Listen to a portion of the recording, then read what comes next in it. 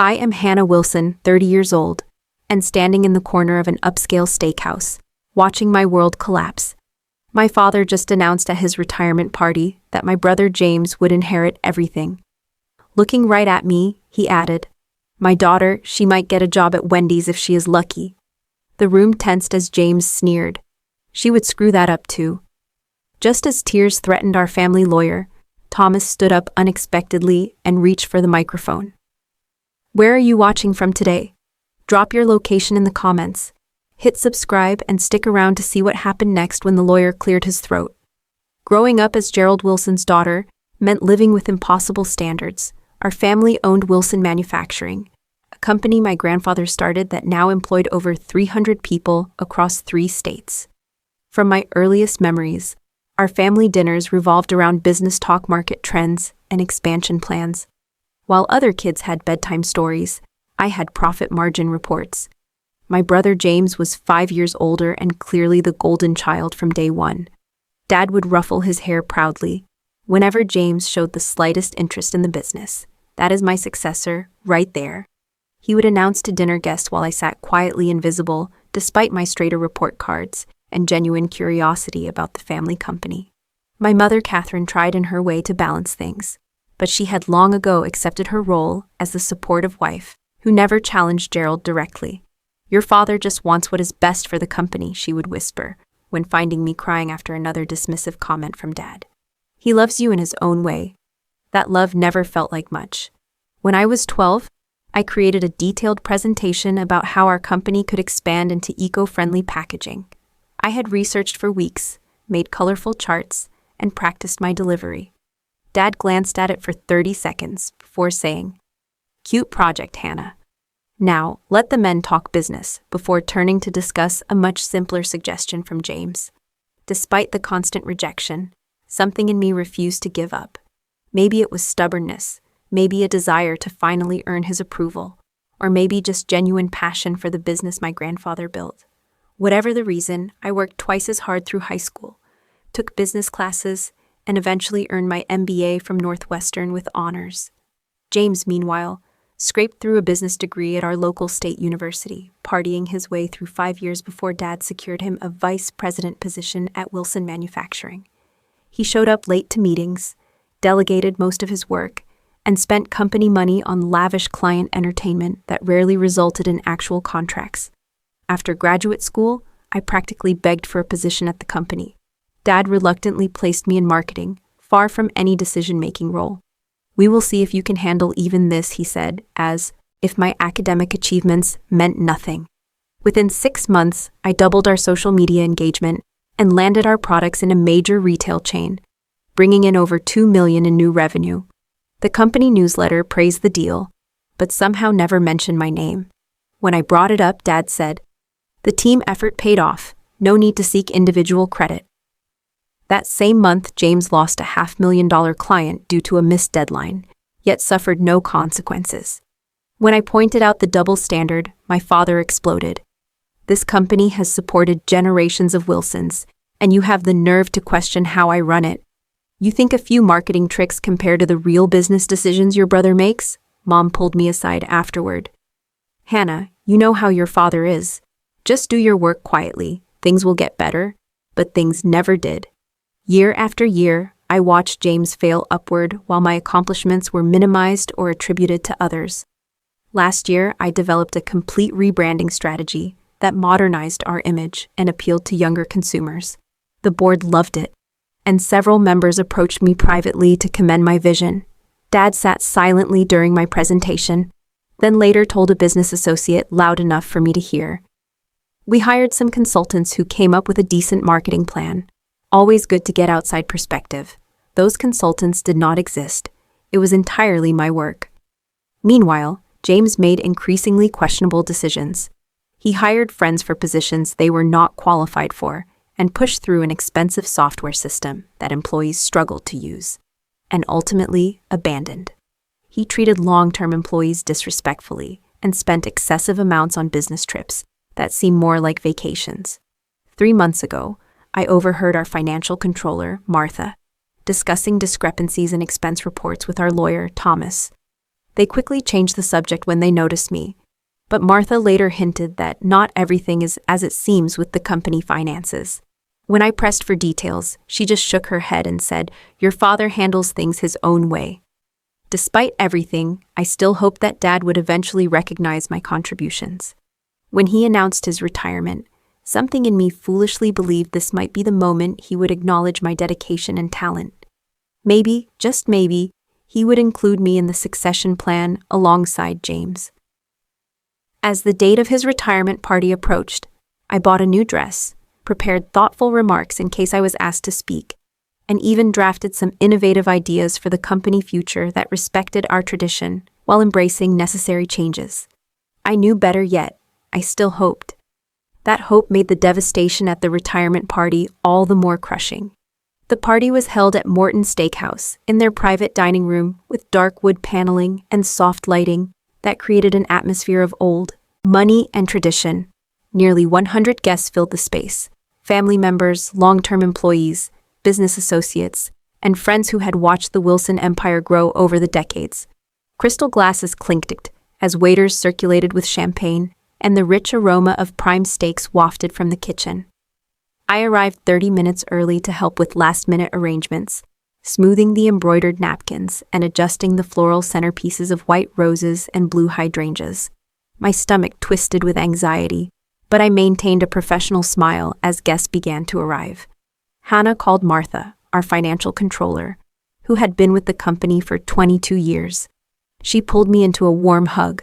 "That color is beautiful on you." "Thank you," I said, smoothing the navy blue dress I had splurged on for the occasion. "Everything looks perfect, right?" Martha nodded, but something in her expression seemed guarded. "Yes, everything is as planned." She squeezed my arm gently. "You know how much your work has meant to all of us, right? The marketing team raves about your leadership." Before I could respond, my Uncle Robert approached. "There is my favorite niece ready for the big night."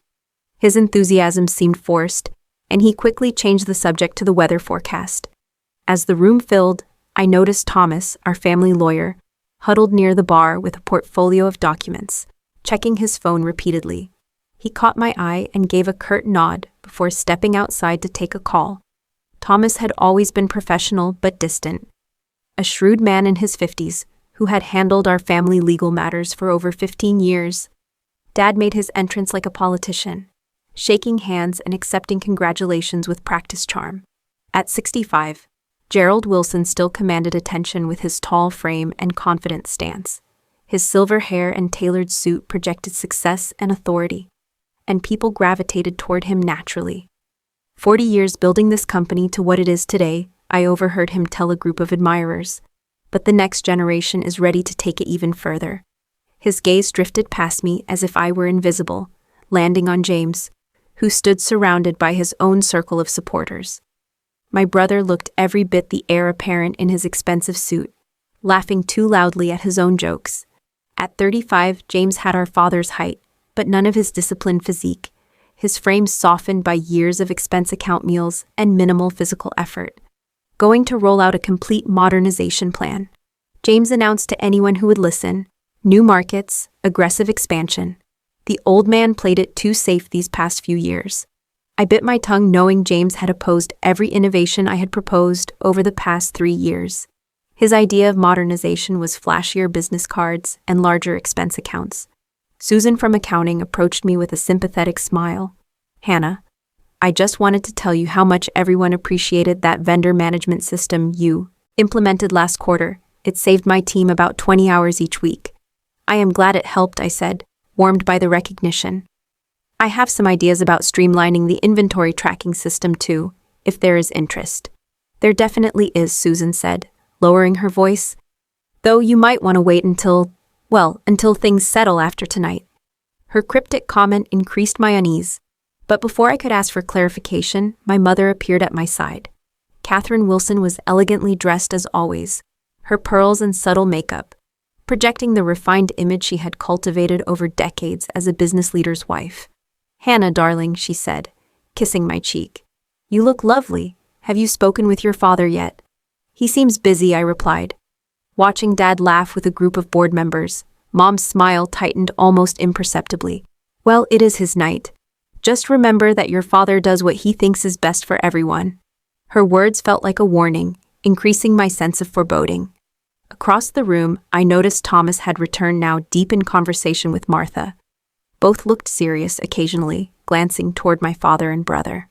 A server approached to announce dinner would be served in 15 minutes. As guests began finding their assigned tables, I discovered I was seated at the family table, but noticeably far from my father, positioned between my mother and a distant cousin. James, of course, sat at Dad's right hand. Just before we sat down, I overheard a conversation between two board members that made my blood run cold. Complete reorganization from what I hear, the older man murmured. Gerald has it all planned out. Clean transition of power. The daughter will be reassigned, probably for the best given the circumstances. They noticed me and abruptly changed the subject, but their words confirmed my worst fears. Whatever was coming, it would not be good for me. As we took our seats and the appetizers arrived, the knot in my stomach tightened to the point that I could barely touch my shrimp cocktail. James dominated the table conversation, outlining grandiose plans for company expansion, while Dad nodded approvingly. Not once did either of them ask for my input, or even acknowledge my presence beyond passing the breadbasket. I searched the room for allies and found Martha watching me with concern. Next to her, Thomas was reviewing something on his tablet, his expression unreadable. Something was definitely happening beneath the surface of this carefully orchestrated event. When the main course arrived, Dad clinked his glass for attention. Before we enjoy these magnificent steaks, I want to thank everyone for coming tonight.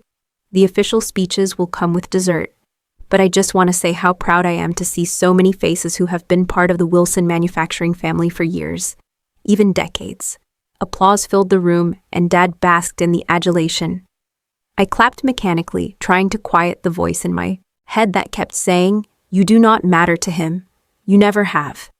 As we ate, I made polite conversation with my cousin, while acutely aware of the important discussions happening just seats away from me. My father leaned close to James, speaking intensely about something that made both men glance in my direction before quickly looking away. Whatever bomb was about to drop, I was completely unprepared for how public and devastating it would be. After the plates were cleared and coffee was served alongside slices of cheesecake, my father stood up and moved to the small podium at the front of the room. The murmur of conversation faded as everyone turned their attention to Gerald Wilson, the man of the hour. Friends, family, colleagues. He began his deep voice carrying easily through the room. Tonight marks the end of one chapter and the beginning of another. 40 years ago, I joined my father in the family business, and together we built Wilson Manufacturing into what it is today. Dad spoke warmly about my grandfather's vision, the challenges they had overcome together, and the pride he felt watching the company grow from a small regional operation to a respected industry leader. He thanked long-term employees by name, acknowledging their contributions with specific anecdotes that showed his detailed knowledge of the business. "Martha, 30 years keeping our finances straight," he said, raising his glass to our controller. "Thomas, 15 years of legal guidance that kept us out of trouble more times than I can count." The lawyer nodded slightly, his expression neutral, as he continued reviewing documents at his table.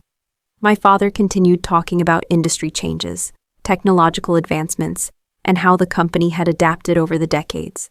He was charming, articulate, and completely in his element as he held the room's attention.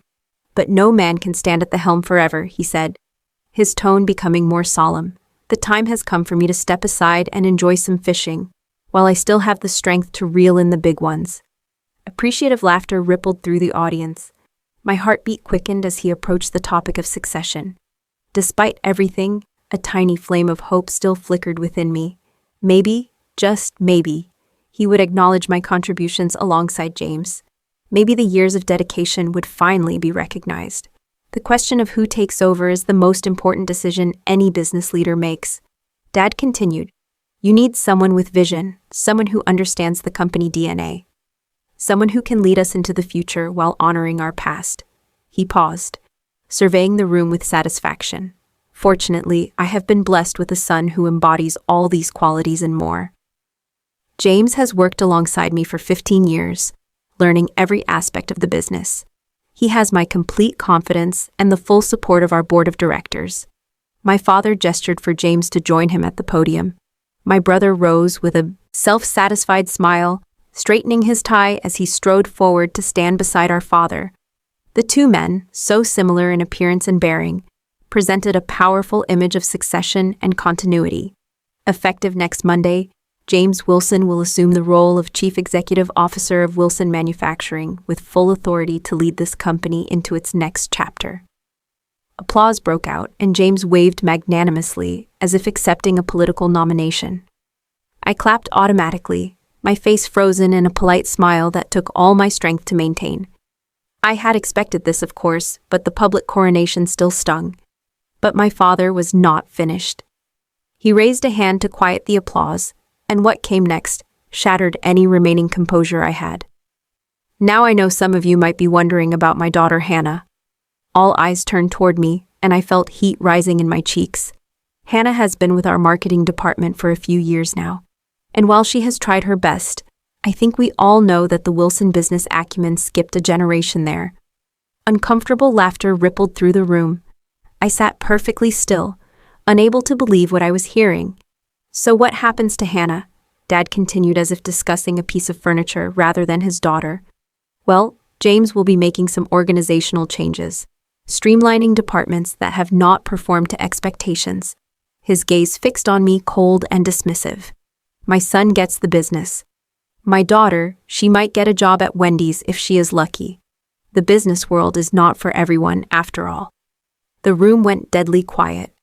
I felt as if all the oxygen had been sucked away, leaving me struggling to breathe. My mother gripped my hand under the table, but kept her eyes down, unwilling to challenge her husband publicly. James snickered into the microphone, adding the final twist of the knife. She would screw that up too. More uncomfortable laughter, though noticeably less enthusiastic. A few guests looked away, embarrassed by the public humiliation.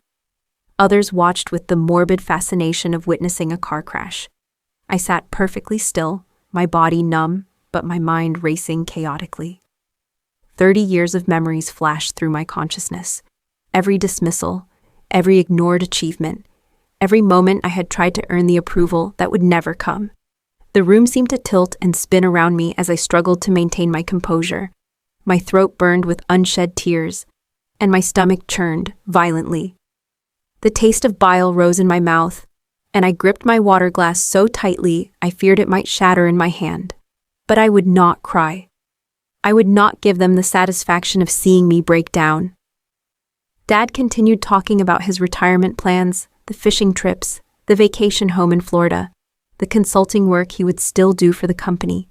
James stood beside him, already looking every inch, the CEO nodding seriously at appropriate moments, while occasionally smirking in my direction. Across the room, Martha looked stricken, her hand covering her mouth in shock. A few long-term employees who had worked with me directly were exchanging concerned glances, but no one spoke up. No one challenged the Wilson patriarchy. I considered standing up and walking out, making a dignified exit rather than enduring more humiliation, but something kept me rooted to my chair. Perhaps pride, perhaps shock, or perhaps some instinct that told me to wait, because at that moment Thomas, the lawyer, closed his portfolio with a decisive snap and rose to his feet, his expression unreadable as he approached the podium where my father and brother stood. Thomas Bennett had been our family lawyer for 15 years. A tall, lean man with salt and pepper hair and wire-rimmed glasses, he typically blended into the background at company events. He was known for his thoroughness and discretion, qualities my father had often praised when introducing him to business associates. Now Thomas cleared his throat loudly enough to interrupt my father mid-sentence. "Gerald," he said, his voice firm but professional.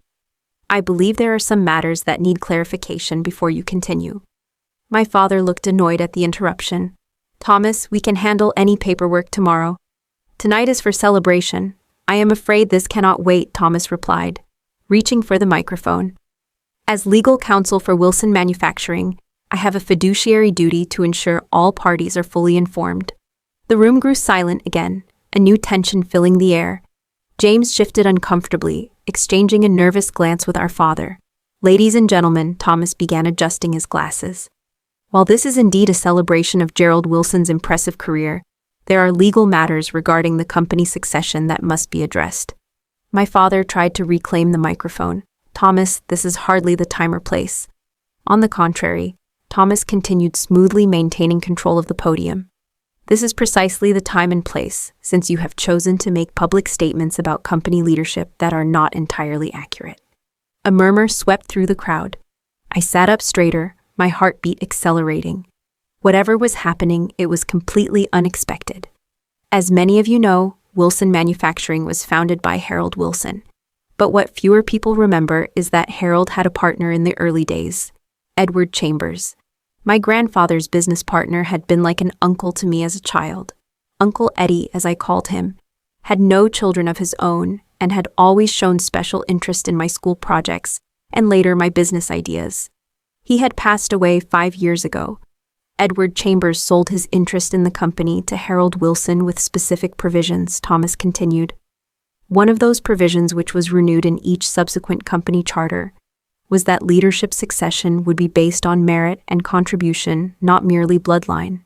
Thomas removed a document from his portfolio. Edward Chambers was also Hannah Wilson's godfather, and he took that role very seriously. Before his passing, he asked me to ensure that when the time came for succession, his goddaughter would be evaluated fairly based on her contributions to the company. My father's face had turned an alarming shade of red. This is preposterous. I am the majority shareholder, and I decide. Actually, Gerald, Thomas interrupted. Your majority status is contingent upon adherence to the company charter, which you signed and reaffirmed when you became CEO. Section 12 specifically states that succession must include consideration of all qualified family members with evaluation by the board, based on documented contribution and merit. Thomas turned to face the assembled guests directly. Over the past 3 years, I have been quietly documenting the contributions of both James and Hannah Wilson to this company, as was my duty under Edward Chambers' directive. He produced another folder. These records show that Hannah Wilson has been directly responsible for 3 major client acquisitions: a successful rebranding that increased market share by 14%, and cost-saving measures in her department that improved profitability by 22%. Stunned silence filled the room. I could hardly believe what I was hearing. Someone had actually been paying attention to my work all this time. By contrast, Thomas continued relentlessly. I have also documented numerous instances of mismanagement under James Wilson's supervision, including the failed CRM implementation that cost the company $800,000, consistent budget overruns in his department, and most seriously, irregularities in expense reporting that warrant further investigation. James lurched forward. You have no right, Dad. Are you going to let him? Thomas raised a hand. I have not only the right, but the obligation. Furthermore, at Edward Chambers' instruction, I commissioned an independent audit of company operations 6 months ago. He turned to where Martha sat. Our financial controller was aware of this audit, though, bound by confidentiality until tonight. Martha nodded, looking both relieved and apprehensive. The audit results are enlightening, Thomas said, his tone remaining professional despite the bombshell he was dropping. They reveal that departments under Hannah Wilson's direction have consistently outperformed projections, while those under James Wilson's leadership have underperformed by an average of 30%. My father attempted to interject again, but Thomas was unmovable. Most concerning, the audit uncovered evidence that James Wilson has been using company funds for personal expenses, misrepresenting client entertainment costs, and in one instance, creating a shell vendor that billed the company for services never rendered. Gasps erupted around the room. James's face had gone from red to ashen. That is a lie, he shouted, but his voice lacked conviction. The documentation is extensive and has been verified by 2 independent accountants. Thomas replied calmly. The board will receive full copies tomorrow morning. He turned to look directly at me for the first time. According to the provisions established by Edward Chambers and incorporated into the company charter, Hannah Wilson has not only earned consideration for leadership, but has demonstrated superior qualification for the role based on documented performance. The room erupted in confused conversation. Board members huddled together. Employees exchanged shocked glances. and family members looked between my father, James, and me with expressions ranging from confusion to vindication. My father gripped the edge of the podium, looking as if he might collapse. "This cannot be right. I built this company. I decide its future. You built it on the foundation. Your father and Edward Chambers established Thomas," corrected gently but firmly, "and you are bound by the legal framework they created, which you yourself affirmed multiple times over the years." He addressed the room again. "The board of directors will need to convene officially to review all documentation and make succession determinations in accordance with the company charter. Until then, no statements about future leadership should be considered final." Thomas nodded respectfully to the stunned guests. "Thank you for your attention. I apologize for the interruption, but as legal counsel for Wilson Manufacturing, I am obligated to ensure all proceedings adhere to established legal requirements." He stepped away from the podium, leaving my father and brother standing there in shocked silence. The room buzzed with conversation as people tried to process what they had just witnessed. I sat frozen in my chair, unable to fully comprehend the dramatic reversal that had just occurred. After years of invisibility, my work had not only been seen, but documented and validated. After years of dismissal, someone had believed in me enough to create safeguards, ensuring I would be treated fairly. Uncle Eddie, my godfather, had been looking out for me all along, even after his death. As the implications began to sink in, I noticed Thomas approaching my table. He leaned down and spoke quietly. "Your godfather was very proud of you, Hannah. He always said you had the true Wilson business sense, just like your grandfather. He made me promise to make sure you got your fair chance when the time came." Tears welled in my eyes, but for once they were not tears of hurt or frustration. "Thank you," I whispered, my voice barely audible. Thomas straightened and nodded professionally. "The board meeting is scheduled for 9 tomorrow morning.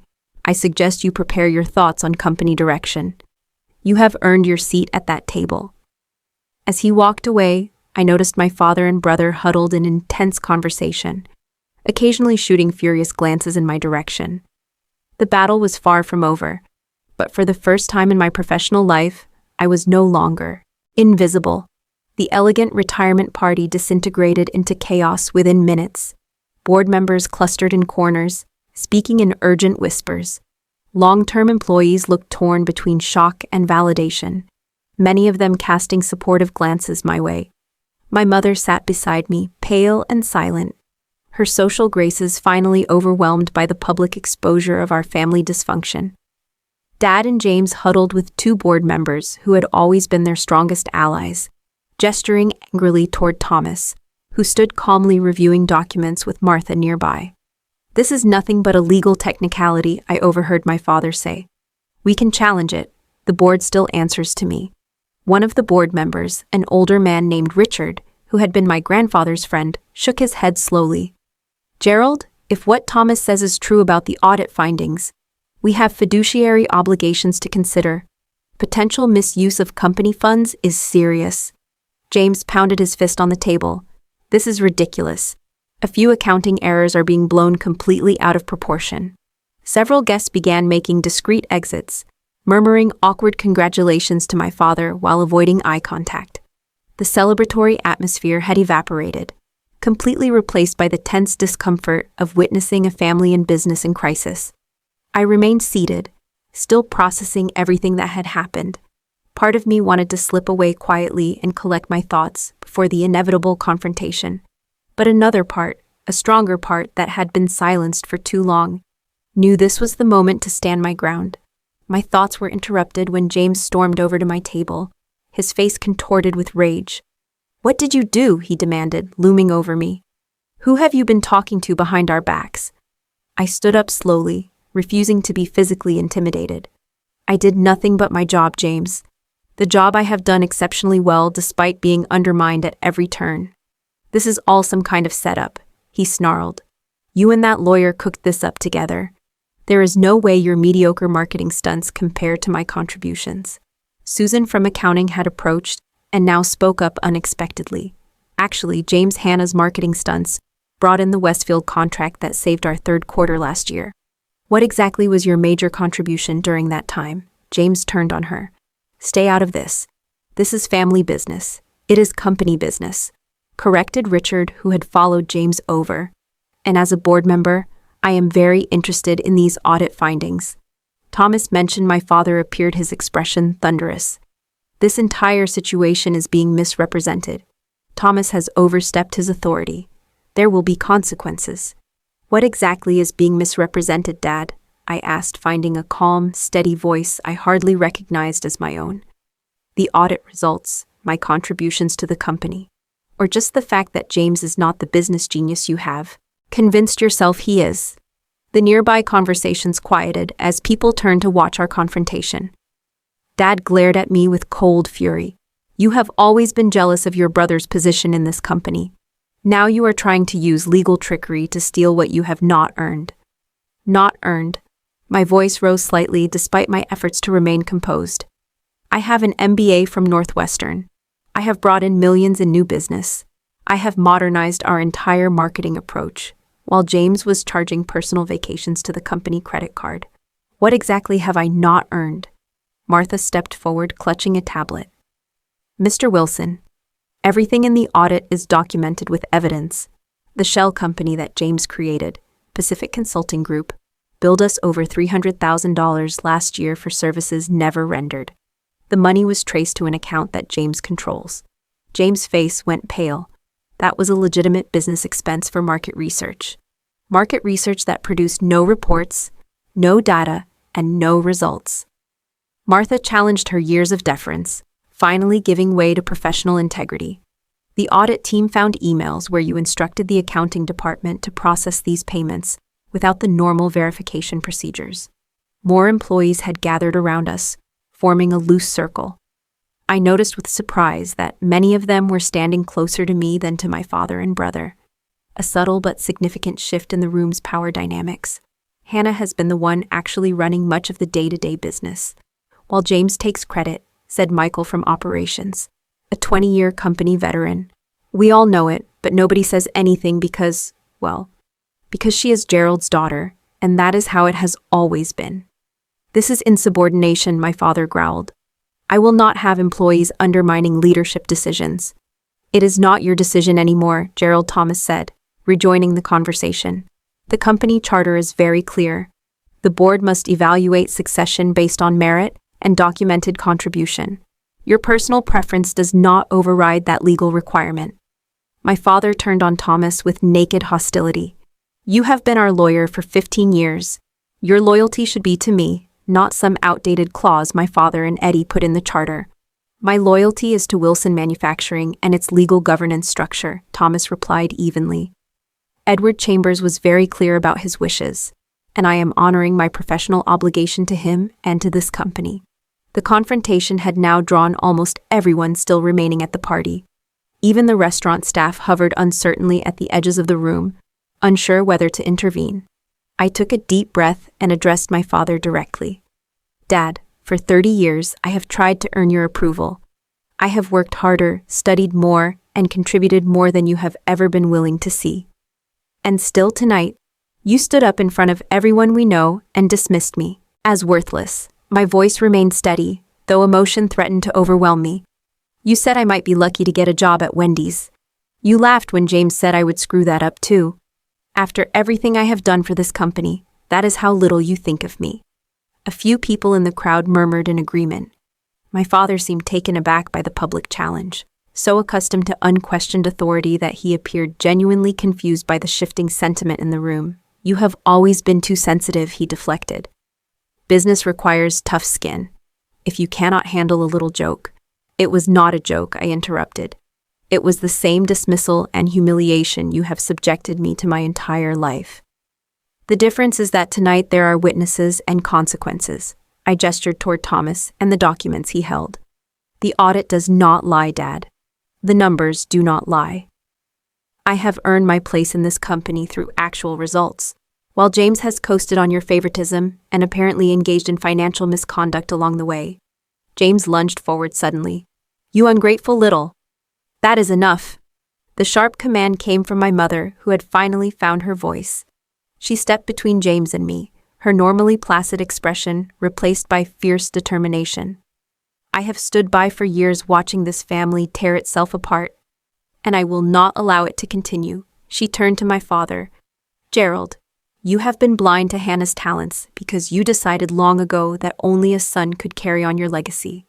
You have been blind to James's failings because you saw in him what you wanted to see, not what was actually there. Mom reached for my hand. Our daughter deserves better than what you gave her tonight. And this company deserves leadership based on ability, not gender or birth order. The room fell silent at my mother's unprecedented rebellion. My father stared at her as if seeing a stranger. Richard cleared his throat. I believe we should adjourn this celebration and reconvene tomorrow morning for a proper board meeting 9 a.m. Sharp as Thomas suggested. All relevant parties should be prepared to review the audit findings and discuss succession planning in accordance with company bylaws. He looked at me directly. Hannah, we would like you to prepare a brief presentation on your vision for the company's future. James, you should be prepared to address the financial irregularities identified in the audit. My father started to object, but Richard held up his hand. Gerald, you built a great company, and no one is diminishing that achievement. But the time has come to ensure its future success through proper governance and accountability. With that, the confrontation reached its anticlimactic conclusion. People began dispersing, some offering awkward goodbyes, others approaching me quietly with words of support or expressions of long-suppressed respect. My father and James left without speaking to me, their rigid postures radiating fury and indignation. My mother squeezed my hand before following them, whispering, I am proud of you. I should have said that years ago. As the room emptied, I found myself standing with Thomas and Martha, both of whom had championed my cause when I did not even know I had allies. I have a lot of preparation to do before tomorrow, I said, feeling simultaneously exhausted and energized. Martha smiled. The numbers are on your side, Hannah. They always have been. Thomas nodded in agreement. Edward Chambers always said you were the future of this company. Tomorrow the board will see what he saw in you all along. As I gathered my things to leave, I realized that whatever happened next, something fundamental had changed. The invisible chains of family expectation and gender discrimination that had held me back for years had been broken, not by my own strength alone, but by the quiet support of those who had seen my worth when my own father could not. The Wilson Manufacturing headquarters occupied a red brick building downtown with the company logo, a stylized W in navy blue, mounted prominently above the entrance. I had walked through those doors thousands of times, but never with the mixture of determination and nervous energy I felt the morning after the disastrous retirement party. I arrived 45 minutes early, dressed in my most professional charcoal gray suit, carrying a portfolio containing my presentation and supporting documents. The security guard greeted me with unusual deference, suggesting that news of the previous night's revelations had already spread throughout the company. The boardroom occupied the top floor, its floor-to-ceiling windows, offering a panoramic view of the city. The long mahogany table gleamed under recessed lighting, surrounded by 14 leather chairs. I was the first to arrive, and I took a seat midway down the table, not at the head where my father always sat, but not at the far end where I had been relegated in previous meetings. Thomas arrived next, nodding approvingly at my chosen position. I have distributed copies of the audit summary to all board members, he said. The detailed findings are available if requested. Martha followed shortly after, bringing coffee and offering me an encouraging smile. Whatever happens today, you have already won by standing your ground, she said quietly. Board members began arriving in twos and threes, their expressions ranging from curiosity to discomfort. Richard, my grandfather's old friend, made a point of greeting me warmly. Your grandfather would be proud, he said, patting my shoulder before taking his seat. James arrived 5 minutes before the meeting was scheduled to begin, accompanied by 2 men I recognized as attorneys from a prominent local firm.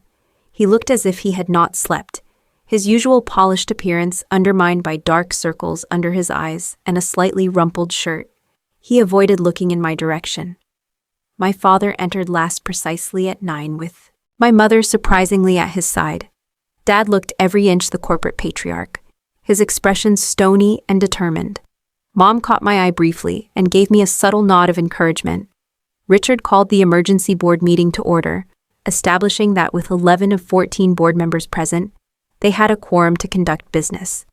Given the unusual circumstances, Richard began, I suggest we first review the audit findings that came to light at last night's event, then discuss the succession planning requirements under our company charter, and finally hear brief presentations from both James and Hannah Wilson regarding their qualifications and vision. My father immediately objected. This entire proceeding is premature and possibly invalid. As CEO and majority shareholder, your status as majority shareholder is actually what is at issue here. Gerald Thomas interrupted, opening a folder of documents. According to Section 17 of the company charter, your controlling interest is contingent upon adherence to the governance procedures established by the founders. Thomas distributed copies of the relevant charter sections. If the board determines that these procedures have been violated, particularly regarding nepotism and merit-based succession, your shares revert to standard voting shares without controlling interest privileges. This was news even to me. The room fell silent as board members reviewed the documents, many of them clearly seeing these provisions for the first time. Edward Chambers was quite thorough in establishing protections against exactly this situation, Thomas explained. He and your father, Harold Wilson, built in safeguards to ensure the company would always be led by the most qualified family member, not simply the oldest male heir, as was common practice at the time. Richard cleared his throat. Let's proceed with the audit review first, shall we? Martha, would you please summarize the key findings? Martha stood and presented a clinical factual overview of the financial audit, using slides to illustrate the performance disparities between departments. Marketing under my leadership had consistently exceeded targets while reducing costs. Several departments under James's supervision had underperformed while exceeding budgets. Most damaging were the detailed records of financial improprieties, personal expenses, charged to the company, the shell consulting firm that funneled company money to James's personal accounts, and evidence that he had altered financial reports to conceal these activities. James's attorneys attempted to interrupt several times, but Richard firmly maintained order. When Martha finished, James was given an opportunity to respond. These allegations are greatly exaggerated, he insisted, his voice lacking its usual confidence. Any accounting irregularities were simple oversights or administrative errors, not intentional misconduct. As for departmental performance, marketing inherently has different metrics than operations or supply chain management. His defense sounded hollow even to my ears, and the board members' expressions suggested they felt the same. James concluded with a weak appeal to tradition. Our father has always intended for me to lead this company, the Wilson name and legacy. The Wilson legacy includes integrity and merit. Richard interrupted. Hannah, would you like to present your perspective now? I stood and distributed copies of my presentation. For the next 20 minutes, I outlined my vision for Wilson Manufacturing's future, not with grandiose promises or vague concepts, but with specific data-driven strategies built on our company's strengths while addressing its weaknesses. I proposed a phased modernization of our production facilities, expansion into eco-friendly product lines that research showed would open new markets, and a management restructuring that would recognize and reward performance at all levels. Wilson Manufacturing has thrived for 3 generations because it adapted to changing markets while maintaining core values of quality and innovation. I concluded, I believe I have demonstrated both the business acumen and ethical leadership necessary to guide this company into its next chapter. The board discussion that followed was intense, but remarkably fair. Several members who had previously deferred to my father now asked pointed questions about James's conduct and my qualifications. Others expressed concern about family conflict disrupting business operations. After nearly 2 hours of deliberation, Richard called for a series of votes. The first determined that the audit findings were credible and warranted further investigation potentially, including legal consequences for financial misconduct. James's face went ashen at this, while his attorneys scribbled furious notes. The second vote acknowledged that the succession process had not followed charter requirements for merit-based consideration of all qualified family members. This effectively suspended my father's controlling interest privileges as Thomas had outlined. The final and most consequential vote concerned interim leadership, while a complete investigation was conducted. The board voted 8-3 to establish a co-leadership arrangement. I would oversee operations, marketing, and product development, while James would remain involved, but with significantly reduced authority and under financial supervision. My father, who had been uncharacteristically quiet during most of the proceedings, finally spoke. "This company has been my life's work. To see it handled this way, to have my judgment questioned." Gerald Richards said gently, "No one disputes your contributions to Wilson Manufacturing, but the evidence clearly shows that Hannah has earned her place in company leadership, while serious questions exist about James's conduct and judgment." "A daughter taking over a manufacturing company," my father muttered, shaking his head. "My father would never have allowed it." "Actually," Thomas interjected, "Harold Wilson specifically approved the charter provisions, ensuring leadership would be based on merit, not gender. And Edward Chambers, who knew Hannah from childhood, clearly anticipated she might someday be the most qualified leader for this company." The meeting concluded with specific directives. I would assume co-leadership responsibilities immediately. James would retain his title, but with oversight from the financial department and board. A complete investigation of the financial irregularities would proceed with results determining whether legal action would be required. As people began gathering their materials to leave, my father approached me. His expression was complex, anger mixed with confusion and perhaps a hint of something else. "You won this round," he said stiffly, "but running this company is harder than you realize." I met his gaze steadily. "I have been effectively running large parts of it for years, Dad. The difference is now I will get the credit for my work." He had no response to that. Turning away to join my mother, who waited by the door, she gave me a small sad smile before they left together. James stormed out without speaking to anyone, his attorneys trailing behind. Several board members approached to congratulate me, including Richard, who seemed genuinely pleased with the outcome. "Your grandfather believed that talent sometimes skips a generation," he told me. "I think he would say it landed exactly where it belongs." The days that followed brought significant changes. I moved into a proper executive office near my father's, though he rarely came in now, ostensibly focusing on his retirement. James maintained a sullen presence, his previous swagger replaced by careful compliance with the new financial oversight procedures. I immediately began implementing some of the strategies I had outlined to the board. We formed a product development team to explore eco-friendly packaging options. I restructured reporting lines to recognize talented employees who had been overlooked. Most importantly, I established transparent performance metrics for all departments, eliminating the favoritism that had protected underperforming managers. Some of my father's loyal executives resisted initially challenging my decisions or slow-walking implementation. I met this resistance not with anger but with data and clear expectations, gradually earning, if not their enthusiasm, then at least their compliance. Other employees embraced the changes with relief and growing optimism. Martha became an invaluable ally, helping me understand the complex financial structures my father had created over decades. Thomas provided guidance on legal and governance matters, helping me navigate the formal requirements of my new role. Within weeks, the atmosphere at Wilson Manufacturing had noticeably shifted. Meeting discussions became more open and collaborative. Employees who had previously remained silent began offering innovative ideas. Productivity increased across departments as people recognized that contribution, not connection, would determine advancement. The investigation into James's financial misconduct proceeded methodically.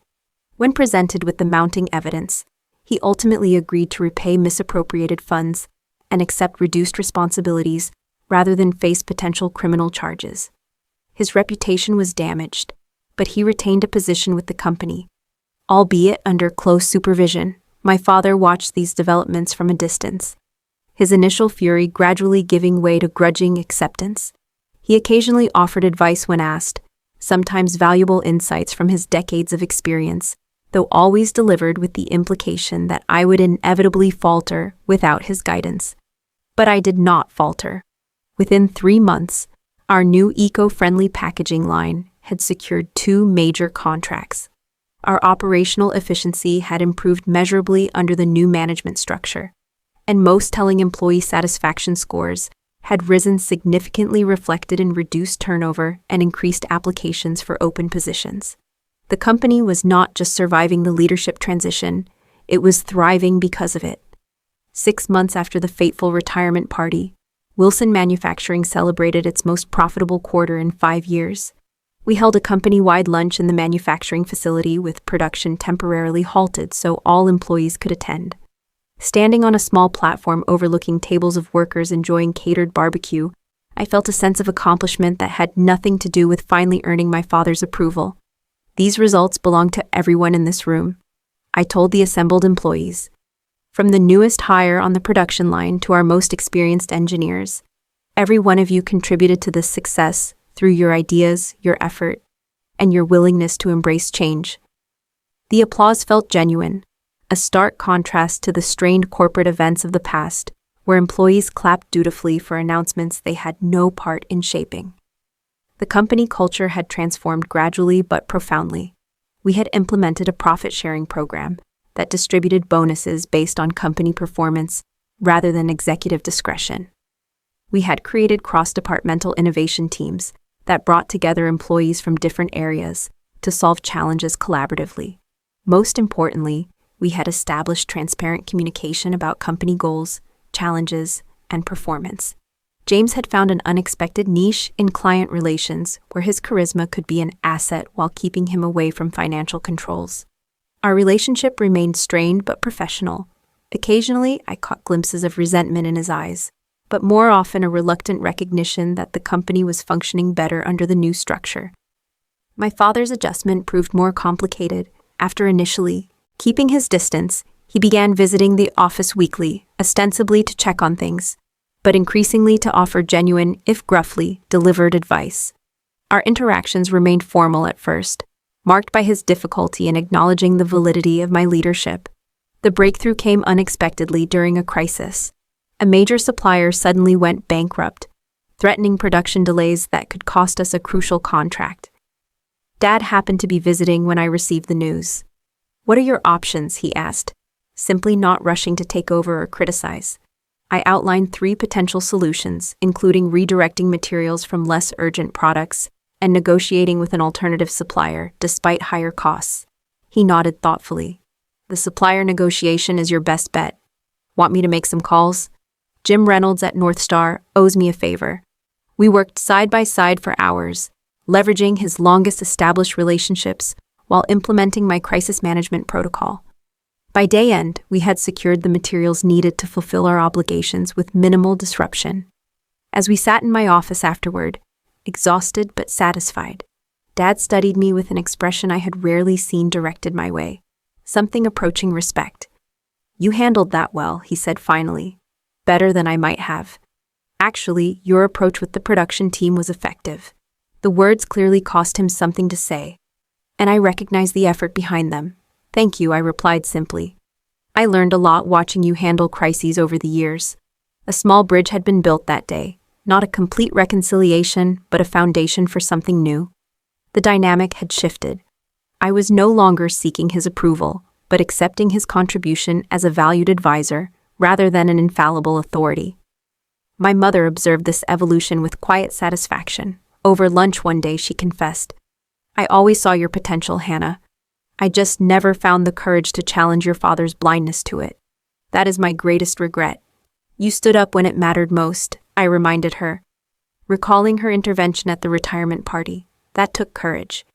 After all those years, family dinners gradually resumed, awkward at first, but slowly finding a new equilibrium. James participated sporadically, still uncomfortable with the altered family hierarchy, but making efforts to adapt. We were not the picture-perfect family portrayed in corporate newsletters, but we were learning to interact with greater honesty and less toxic competition.